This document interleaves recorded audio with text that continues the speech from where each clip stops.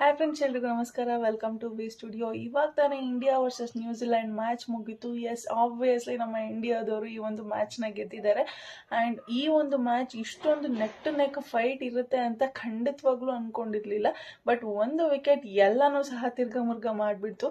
S, ನಮ್ಮ Rohit Sharma ಅವರಾಗಿರ್ಬೋದು, Shubham Gill ಅವರಾಗಿರ್ಬೋದು, opening batsman ಆಗಿ ಬರ್ತಾರೆ. ಬಂದ್ಬಿಟ್ಟು ಸಿಕ್ಕಾಪಟ್ಟೆ ಚೆನ್ನಾಗಿ ಆಟನ ಆಡ್ತಾರೆ. 100 ರನ್ಸ್ ಸ್ಕೋರ್ ಆಗೋವರೆಗೂ ಒಂದು ವಿಕೆಟ್ ಸಹ ಬಿದ್ದಿರೋದಿಲ್ಲ.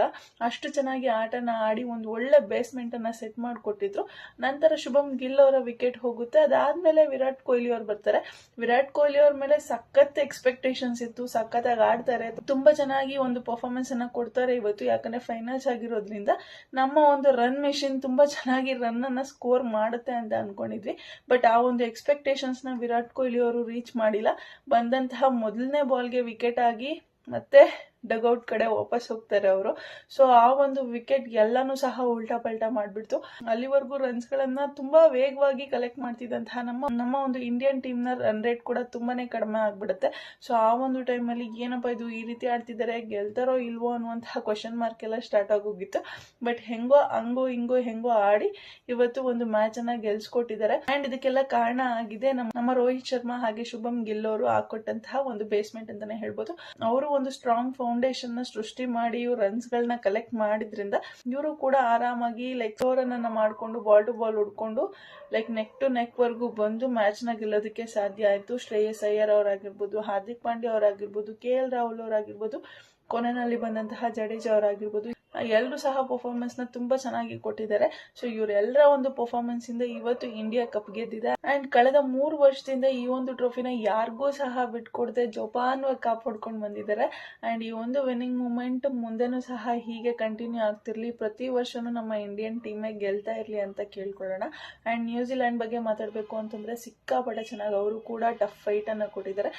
ಹೇಳ್ಬೇಕು ಅಂತಂದ್ರೆ ಟಾಸ್ ನ ಗೆದ್ದು ಬ್ಯಾಟಿಂಗ್ ಆಯ್ಕೆ ಮಾಡ್ಕೊಂಡಂತಹ ನ್ಯೂಜಿಲೆಂಡ್ ಅವರು ಸ್ಟಾರ್ಟಿಂಗ್ ಅಲ್ಲಿ ಸಿಕ್ಕಾಪಟ್ಟೆ ಚೆನ್ನಾಗಿ ಆಟನ ಆಡ್ತಿದ್ರು. ಅಂಡ್ ಅರೌಂಡ್ ಒಂದು 7 overs ವರ್ಗು ಆಟನ ಸಖತ್ತಾಗಿ ಆಡಿದ್ರು. ಬಟ್ ಒಂದು ವಿಕೆಟ್ ಹೋದ್ಮೇಲೆ ಅವರ ಒಂದು ರನ್ ರೇಟ್ ಕೂಡ ತುಂಬಾನೇ ಕಡಿಮೆ ಆಗೋಯ್ತು. ಒಂದು ವಿಕೆಟ್ ಹೋದ್ಮೇಲೆ ನಮ್ಗೆ ಪ್ಲಸ್ ಪಾಯಿಂಟ್ ಆಗಿತ್ತು. ಆ ಒಂದು ವಿಕೆಟ್ ಹೋಗಿಲ್ಲ ಅಂತಂದಿದ್ರೆ ಅವ್ರು ಎಷ್ಟು ರನ್ಸ್ ಹೊಡಿತಿದ್ರು ಹೇಳಕ್ ಆಗ್ತಿರ್ಲಿಲ್ಲ. ಆ ಒಂದು ವಿಕೆಟ್ ಹೋದ್ಮೇಲೆ ಸ್ವಲ್ಪ ರನ್ ರೇಟ್ ಕೂಡ ಕಡಿಮೆ ಆಯ್ತು. ಸ್ಟಾರ್ಟಿಂಗ್ ಒಂದು ವಿಕೆಟ್ ಹೋದ್ಮೇಲೆ ಸ್ವಲ್ಪ ರನ್ ರೇಟ್ ಕೂಡ ಕಡಿಮೆ ಆಯ್ತು. ಅಂಡ್ ಅವಾಗ ಸ್ವಲ್ಪ ನಮ್ಮ ಇಂಡಿಯನ್ ಟೀಮ್ಗೂ ಸಹ ಒಂದ್ ಸ್ವಲ್ಪ ಕಾನ್ಫಿಡೆನ್ಸ್ ಅನ್ನೋದು ಜಾಸ್ತಿ ಕಾಣಿಸ್ತು. ಆಕ್ಚುಲ್ ಆಗಿ ಹೇಳ್ಬೇಕು ಅಂತಂದ್ರೆ 50 ಓವರ್ಸ್ಗೆ 251 ರನ್ಸ್ ಟಾರ್ಗೆಟ್ ಕೊಟ್ಟಿರೋದು ತುಂಬಾನೇ ಸುಲಭ. ಅರೌಂಡ್ ಒಂದು 45 ಓವರ್ಸ್ ಅಷ್ಟರಲ್ಲಿ ಹೊಡೆದಾಕ್ಬಿಡ್ತಾರೆ ನಮ್ಮ ಇಂಡಿಯನ್ ಟೀಮ್ ಅವರು ಅಂತ ಅನ್ಕೊಂಡಿದ್ರಿ. ಇಲ್ಲ, ನೆಕ್ ಟು ನೆಕ್ ವರ್ಗೂ ಫೈಟ್ ಬಂದಿತ್ತು. ಇನ್ನೇನು ಒಂದು ಓವರ್ ಇತ್ತು ಏನೋ ಅಷ್ಟರಲ್ಲಿ ಮ್ಯಾಚ್ ಮುಗಿಸಿದ್ರು. ಬಟ್ ಇಷ್ಟೆಲ್ಲ ನೆಕ್ ಟು ನೆಕ್ ಫೈಟ್ ಇರುತ್ತೆ ಅಂತ ಖಂಡಿತವಾಗ್ಲೂ ಅನ್ಕೊಂಡಿರ್ಲಿಲ್ಲ. ವಿರಾಟ್ ಕೊಹ್ಲಿ ಅವರ ಒಂದು ವಿಕೆಟ್ ಹೋದ ಕಾರಣ ಇಲ್ಲಿವರೆಗೂ ಮ್ಯಾಚ್ ನ ಡ್ರ್ಯಾಗ್ ಮಾಡ್ಬೇಕಾಗಿತ್ತು. ಇಲ್ಲ ಅಂತಂದಿದ್ರೆ ಅರೌಂಡ್ ಒಂದು 40 to 45 ಓವರ್ಸ್ ಅಲ್ಲೇನೆ ನಮ್ಗೆ ರಿಸಲ್ಟ್ ಗೊತ್ತಾಗ್ಬಿಡ್ತಿತ್ತು. ಬಟ್ ಇವಾಗ ನೆಕ್ ಟು ನೆಕ್ ಫೈಟ್ ಇದ್ದಿದ್ರಿಂದ ನಮಗೂ ಸಹ ನೋಡೋದಕ್ಕೆ ತುಂಬಾನೇ ಎಕ್ಸೈಟ್ಮೆಂಟ್ ಇತ್ತು ಮ್ಯಾಚ್ ನ. ಇಲ್ಲಾಂದ್ರೆ ಒಂಥರ ಒನ್ ಸೈಡೆಡ್ ಆಗೋಗಿರೋದು, ಬಿಡು ನಮ್ಮ ಇಂಡಿಯಾದವರೇ ಗೆಲ್ತಾರೆ ಅಂತ. ಆ ಮ್ಯಾಚ್ ನ ನೋಡೋದಕ್ಕೆ ಅಷ್ಟೊಂದು ಇಂಟ್ರೆಸ್ಟ್ ಇರ್ತಿರ್ಲಿಲ್ಲ. ಬಟ್ ಬಾಲ್ ಟು ಬಾಲ್ ವರ್ಗುನು ತಗೊಂಬಂದು ಫೈನಲ್ ಆಗಿ ನಮ್ಮ ಇಂಡಿಯಾ ಟೀಮ್ ಗೆದ್ರಲ್ಲ. ಸೊ ಅಲ್ಲಿವರೆಗೂ ನೋಡೋದಕ್ಕೇನೆ ಫುಲ್ ಎಕ್ಸೈಟ್ಮೆಂಟ್ ಆಗಿ ಕಾಯ್ಕೊಂಡಿರ್ತೀವಿ. ಅಯ್ಯೋ ಯಾರು ಗೆಲ್ತಾರೆ. ಅಕಸ್ಮಾತ್ ಒಂದು ವಿಕೆಟ್ ಹೋಯ್ತು ಅಂತಂದ್ರೆ ನ್ಯೂಜಿಲೆಂಡ್ ಅವ್ರು ಗೆಲ್ಲುವಂತಹ ಚಾನ್ಸಸ್ ಇರುತ್ತೆ. ಅಥವಾ ಒಂದು ರನ್ ಓಡಿಲ್ಲ ಅಂತಂದ್ರೆ 1-2 ಬಾಲ್ ವೇಸ್ಟ್ ಆಯ್ತು ಅಂತಂದ್ರೆ ನ್ಯೂಜಿಲೆಂಡ್ ಅವ್ರು ಗೆಲ್ಲೋ ಚಾನ್ಸಸ್ ಇರುತ್ತೆ. ಅಥವಾ ಒಂದು 4 ಒಂದು 6 ಹೊಡೆದ್ರು ಅಂತಂದ್ರೆ ಇಂಡಿಯಾದವ್ರು ಗೆಲ್ಲುವಂತಹ ಚಾನ್ಸಸ್ ಇರುತ್ತೆ.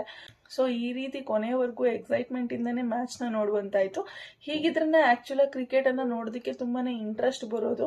ಅಂಡ್ ಕಳೆದ 3 ವರ್ಷದಿಂದ ಈ ಒಂದು ಟ್ರೋಫಿನ ಯಾರಿಗೂ ಸಹ ಬಿಟ್ಕೊಡದೆ ಜೋಪಾನವಾಗಿ ಕಾಪಾಡ್ಕೊಂಡು ಬಂದಿದ್ದಾರೆ. ಅಂಡ್ ಈ ಒಂದು ವಿನ್ನಿಂಗ್ ಮೂಮೆಂಟ್ ಮುಂದೆನೂ ಸಹ ಹೀಗೆ ಕಂಟಿನ್ಯೂ ಆಗ್ತಿರ್ಲಿ, ಪ್ರತಿ ವರ್ಷನೂ ನಮ್ಮ ಇಂಡಿಯನ್ ಟೀಮೇ ಗೆಲ್ತಾ ಇರ್ಲಿ ಅಂತ ಕೇಳ್ಕೊಳ್ಳೋಣ. ಅಂಡ್ ನ್ಯೂಜಿಲೆಂಡ್ ಬಗ್ಗೆ ಮಾತಾಡ್ಬೇಕು ಅಂತಂದ್ರೆ ಸಿಕ್ಕಾಪಟ್ಟೆ ಚೆನ್ನಾಗಿ ಅವರು ಕೂಡ ಟಫ್ ಫೈಟ್ ಅನ್ನ ಕೊಟ್ಟಿದ್ದಾರೆ. ಅಂಡ್ ಈ ಒಂದು ಮ್ಯಾಚ್ ಬಗ್ಗೆ ನಿಮ್ಗೆ ಏನ್ ಅನ್ಸ್ತು ಅನ್ನೋದನ್ನ ಕಮೆಂಟ್ ಸೆಕ್ಷನ್ ಅಲ್ಲಿ ತಿಳಿಸಿ. ಅಂಡ್ ನಮ್ಮ ವಿರಾಟ್ ಕೊಹ್ಲಿ ಅವರು ಮೊದಲನೇ ಬಾಲ್ಗೆ ಔಟ್ ಆಗಿದ್ದು ಹೇಗನ್ಸ್ತು ಅನ್ನೋದನ್ನು ಸಹ ಕಮೆಂಟ್ ಸೆಕ್ಷನ್ ಅಲ್ಲಿ ತಿಳಿಸಿ. ನಮ್ಮ ವಿರಾಟ್ ಕೊಹ್ಲಿ ಅವರು ಈ ರೀತಿ ಫಾರ್ಮ್ ಅಲ್ಲಿ ಇದ್ರೆ ನೋಡೋದಕ್ಕೆ ಖಂಡಿತವಾಗ್ಲೂ ಚೆನ್ನಾಗಿ ಕಾಣಿಸೋದಿಲ್ಲ. ರನ್ ಮಿಷಿನ್ ಅಂತಾನೆ ಫೇಮಸ್ ಆಗಿರುವಂತಹ ನಮ್ಮ ರನ್ ಮಿಷನ್ ಯಾವಾಗಲೂ ರನ್ಸನ್ನು ಸ್ಕೋರ್ ಮಾಡ್ತಾನೆ ಇರಬೇಕು ಅನ್ನೋದು ನಮ್ಮ ಆಸೆ. ಆ್ಯಂಡ್ ಇನ್ನೇನು IPL ಬೇರೆ ಶುರುವಾಗ್ತಿದೆ. ನಮ್ಮ ಬೆಂಗಳೂರು ಟೀಮಲ್ಲಿ ಒಬ್ಬ ಮೇನ್ ಪ್ಲೇಯರ್ ಆಗಿ ವಿರಾಟ್ ಕೊಹ್ಲಿ ಅವರು ಆಡ್ತಿದ್ದಾರೆ. ಸೊ ನಮ್ಮ ಎಕ್ಸ್ಪೆಕ್ಟೇಷನ್ಸ್ ವಿರಾಟ್ ಕೊಹ್ಲಿ ಅವರ ಮೇಲೆ ತುಂಬಾನೇ ಜಾಸ್ತಿ ಇರುತ್ತೆ. ಹೀಗಿರ್ಬೇಕಾದ್ರೆ ಈ ತರ ಪರ್ಫಾರ್ಮೆನ್ಸ್ ನ ನೋಡೋದಕ್ಕೆ ತುಂಬಾನೇ ಡಿಸಪಾಯಿಂಟ್ ಆಗುತ್ತೆ. ಇನ್ನೇನು IPL ಬೇರೆ ಶುರು ಆಗ್ತಿದೆ. ಆಲ್ಮೋಸ್ಟ್ ಎಲ್ಲಾ ಪ್ಲೇಯರ್ಸ್ ಕೂಡ ವಿರಾಟ್ ಕೊಹ್ಲಿ ಅವ್ರ ಮೇಲೆ ಡಿಪೆಂಡ್ ಆಗಿರ್ತಾರೆ ನಮ್ಮ RCB ತಂಡದಲ್ಲಿ. ಆ್ಯಂಡ್ ಇದೇ ವರ್ಷ ಅಂತಲ್ಲ, ಎಲ್ಲ ವರ್ಷದಲ್ಲೂ ನಮ್ಮ ವಿರಾಟ್ ಕೊಹ್ಲಿ ಅವರು ಒಂದು ಸ್ವಲ್ಪ ರನ್ ಅನ್ನ ಸ್ಕೋರ್ ಮಾಡಿದ್ದಾರೆ ಅಂತಂದ್ರೆ ಆ ಒಂದು ಮ್ಯಾಚಸ್ ಗೆಲ್ಲುವಂತಹ ಚಾನ್ಸಸ್ ಇರುತ್ತೆ. ಅವ್ರದ್ದೇನಾದ್ರೂ ವಿಕೆಟ್ ಹೋಯ್ತು ಅಂತಂದ್ರೆ ಮ್ಯಾಚ್ ಖಂಡಿತವಾಗ್ಲೂ ಗೆಲ್ತಾರೆ ಅನ್ನುವಂತಹ ಭರವಸೆನೆ ಹೊರಟೋಗ್ಬಿಡುತ್ತೆ. ಗೆಸ್ ಆಲ್ಮೋಸ್ಟ್ RCB ತಂಡದಲ್ಲಿ ಆಡ್ಬೇಕಾದ್ರೆ ಯಾವಾಗ್ಲೂ ಇದೇ ರೀತಿ ಇರುತ್ತೆ. ಒಂದ್ 2 ವಿಕೆಟ್ ಹೋಯ್ತು ಅಂತಂದ್ರೆ, 3 ವಿಕೆಟ್ ಹೋಯ್ತು ಅಂತಂದ್ರೆ ಅಷ್ಟೇ, ನಮ್ಮ ಟೀಮ್ ಗೆಲ್ಲೋದೇ ಇಲ್ಲ ಅನ್ನೋದನ್ನ ಫಿಕ್ಸ್ ಆಗ್ಬಿಡ್ತೀವಿ ನಾವೆಲ್ಲರೂ. ಸೊ ಈ ರೀತಿ ಇರ್ಬೇಕಾದ್ರೆ, ಹೈ ಹೋಪ್ಸ್ ಅನ್ನ ಇಟ್ಕೊಂಡಿರ್ಬೇಕಾದ್ರೆ ನಮ್ ವಿರಾಟ್ ಕೊಹ್ಲಿ ಅವರು ಈ ರೀತಿ ಪರ್ಫಾರ್ಮೆನ್ಸ್ ಮಾಡೋದು ಎಷ್ಟರ ಮಟ್ಟಿಗೆ ಸರಿ ಅಂತ ನಿಮ್ಗೆ ಅನ್ಸುತ್ತೆ ಅದನ್ನು ಕೂಡ ಕಮೆಂಟ್ ಸೆಕ್ಷನ್ ಅಲ್ಲಿ ತಿಳಿಸಿ. ಬಟ್ ಹೇಳಕ್ಕಾಗಲ್ಲ, ಏನೋ ಒಂದು ಮ್ಯಾಚ್ ಅಲ್ಲಿ ಈ ರೀತಿ ಆಯ್ತು ಅಂತಂದ್ರೆ ಎಲ್ಲಾ ಮ್ಯಾಚ್ ಅಲ್ಲೂ ಇದೇ ರೀತಿ ಆಗುತ್ತೆ ಅಂತ ಇಲ್ಲ. ಆಲ್ಮೋಸ್ಟ್ ಎಲ್ಲಾ ಮ್ಯಾಚ್ ಅಲ್ಲೂ ಸಹ, ಇವಾಗ ನಡೆದಿರುವಂತಹ ಎಲ್ಲಾ ಮ್ಯಾಚ್ ಅಲ್ಲೂ ಸಹ ವಿರಾಟ್ ಕೊಹ್ಲಿ ಅವರು ತುಂಬಾ ಚೆನ್ನಾಗಿ ಆಟನ ಆಡ್ಕೊಂಡು ಬಂದಿದ್ದಾರೆ. ಬಟ್ ಈ ಒಂದು ಮ್ಯಾಚ್ ಅಲ್ಲಿ ಏನೋ ಸ್ವಲ್ಪ ಹೆಚ್ಚು ಕಡಿಮೆ ಆಯ್ತು. ಬಟ್ ಅದು ಕೂಡ ಆಗ್ಬಾರ್ದಾಗಿತ್ತು, ಯಾಕಂತಂದ್ರೆ ಇದು ಫೈನಲ್ಸ್ ಅಲ್ವಾ. ಸೊ ಅದಕ್ಕೋಸ್ಕರ ಹೇಳ್ತಿರೋದು, ಅದು ಕೂಡ ಆಗ್ಬಾರ್ದಾಗಿತ್ತು.